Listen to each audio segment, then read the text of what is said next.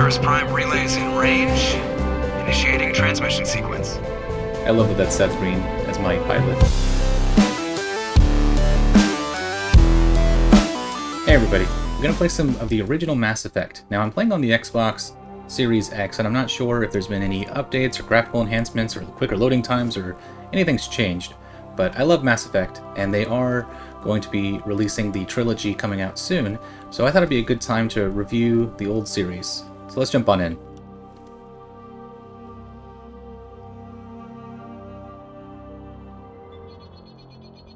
The fun thing about this little intro is that it gives the illusion that Please reconstruct profile.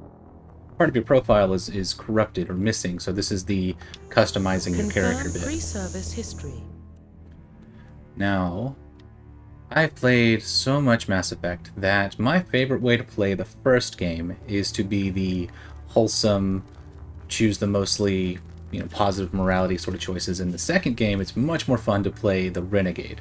So your backstory actually has a little bit to do with that. If you pick the Earthborn one, it's, you lived in the streets and your upbringing was rough. And if you pick the Spacer, both of your parents were former military and you're kind of a much more wholesome sort of background.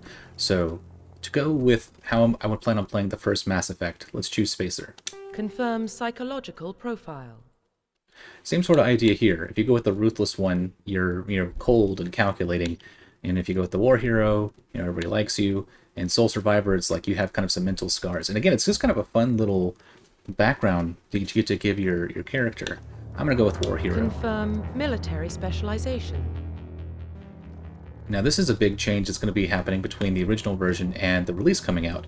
Depending on which class of specialization you pick here in the first Mass Effect, there's actually limited on what guns you can effectively use. If you pick Soldier, you can use all of them, but you miss out on some pretty powerful upgrades. And it's been a long time since I've played, but I believe my favorite was this one.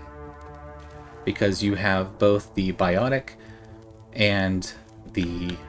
so you have like the Engineer and the Adept. You get those combined together. I'm pretty sure this is the best one. See, the Biotic and the Tech abilities, which essentially means that your weapons that you can use is incredibly limited, but the trade-off for that is you can take down pretty much any type of enemy defenses, whether they're Biotic or if they're technological. So this has always been my favorite class to play as. Now the good news is I do get to pick a bonus talent. So Warp is pretty useful, but it would be nice to not have to use a pistol the whole time. So you know what? Let's go... That's a tough choice. That really is a tough one. But let's go with Assault Rifle. Confirm facial identification. Well, I guess that's as good as we're going to get this time. Let's finalize it. Profile reconstruction complete. Let's go Heavy. Identification confirmed. Now, ironically, I usually do pick Casual for combat difficulty, but I'm quite familiar with Mass Effect, so... How many difficulties are there? Oh, must be unlocked. Must be unlocked. Okay, so the hardest you can start a new character off on is Veteran, and that's probably a good thing, because the enemies on Insanity, every single enemy becomes like a boss fight. And when you're in a room where you just can get sniped to death right at the start, you're going to be lucky you can't pick that right from the beginning. But I am going to choose Veteran. And I do want this off. Yes, subtitles. I don't know about target assist, but I can turn that off later if I don't want it. Autosave is good. Well, what about Shepard? He's a spacer, lived aboard starships most of his life. Military service runs in the family. Both his parents were in the Navy. He proved himself during the Blitz. Held off enemy forces on the ground until reinforcements arrived. He's the only reason Elysium is still standing. We can't question his courage. Humanity needs a hero. And Shepard's the best we've got. I'll make the call. In the year 2148, explorers on Mars discovered the remains of an ancient spacefaring civilization. In the decades that followed, these mysterious artifacts revealed startling new technologies, enabling travel to the furthest stars. The basis for this incredible technology was a force that controlled the very fabric of space and time. They called it the greatest discovery in human history. The civilizations of the galaxy call it Mass Effect. And yes, you do have to read it that quickly.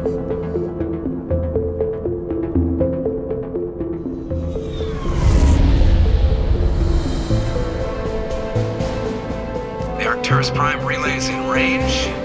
Initiating transmission sequence.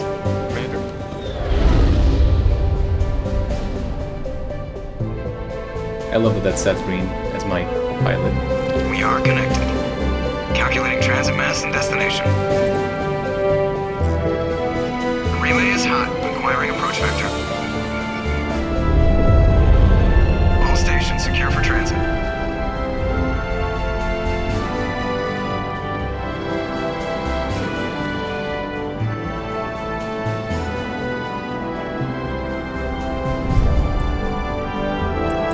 Board is green.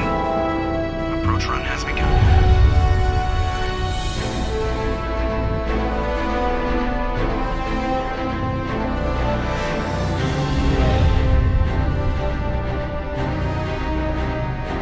Hitting the relay in 3, 2, 1.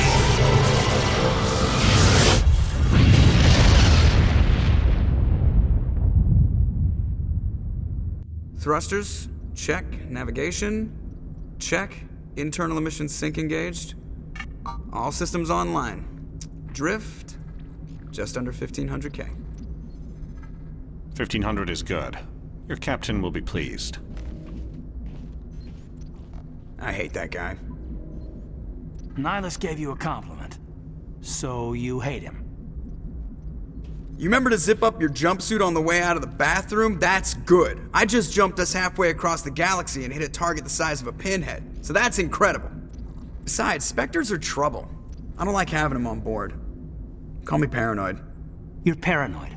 The Council helped fund this project. They have a right to send someone to keep an eye on their investment. Yeah, that is the official story. But only an idiot believes the official story. So here's where the morality comes into play. Usually the top answer is going to be the more morally positive one, and the bottom one will be a little more aggressive. You're never really supposed to be the bad guy when you play as Commander Shepard, but you can definitely be more curt and more of a jerk. It's usually like nice and a little bit meaner, but not normally evil. There are a couple of choices you get that are arguably something a bad guy would do. But again, I want to play as good guy Shepard in Mass Effect 1. They don't send Spectres on shakedown runs. So there's more going on here than the captain's letting on. Joker, status report. Just cleared the mass relay, Captain. Stealth systems engaged. Everything looks solid. Good. Find a comm buoy and link us into the network. I want mission reports relayed back to Alliance Brass before we reach Eden Prime. Aye, aye, Captain.